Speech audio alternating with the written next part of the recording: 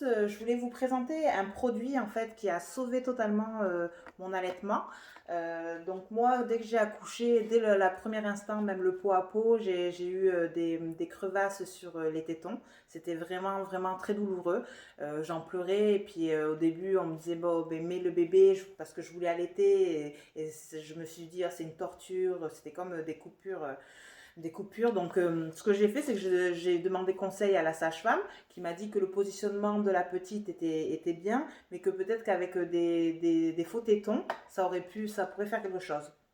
Donc, mon conjoint est parti en magasin, il est parti chercher des faux tétons et il m'a ramené ça. En fait, moi, ce que je voulais, c'était ça et il m'a ramené ça. Donc, j'étais un peu en colère. Je lui ai dit, ah, va me chercher ça. Donc, il est reparti me chercher ces petits cache-tétons. Je les ai mis 2 secondes, ça a été horrible. Apparemment, c'est pas mal pour les femmes qui n'ont pas vraiment de tétons longs ou quoi qu'est-ce, mais moi, ça a été une horreur. Donc, j'avais ça sous la main.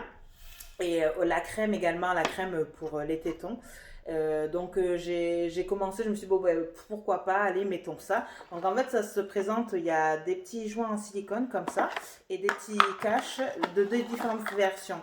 Il y en a un qui est sans trou et un avec le trou.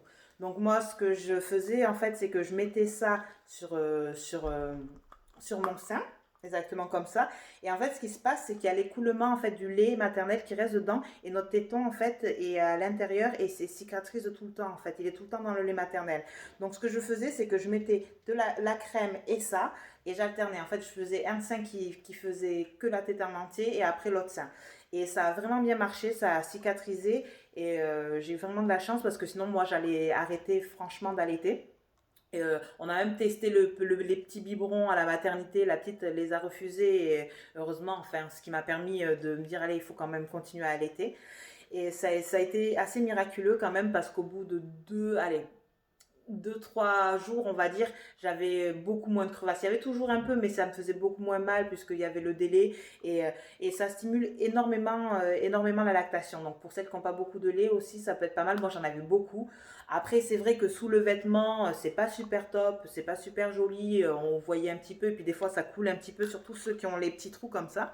Mais au final, au final, ça va vraiment sauver la vie. Et puis, de toute façon, on est en arrêt maternité, on est en congé maternité pendant quelques temps. Donc, vous pouvez vous permettre d'avoir un truc qui n'est pas très joli au tout début. Et au moins, ça permet de cicatriser. Et si, comme moi, vous avez quand même les bons gestes du bébé, le bon positionnement, et ça permet de guérir les choses. Voilà, ben, je voulais juste vous partager ça. Et puis, pour celles à qui ça fait mal, qui ont beaucoup d'hésitation, mais qui veulent continuer à allaiter, je leur dis bon courage. Moi, c'est vrai que les 3, 4 premiers jours ont été assez horribles, mais grâce à ça, après, mon allaitement est super. Là, par exemple, ma petite fille va avoir 4 mois demain.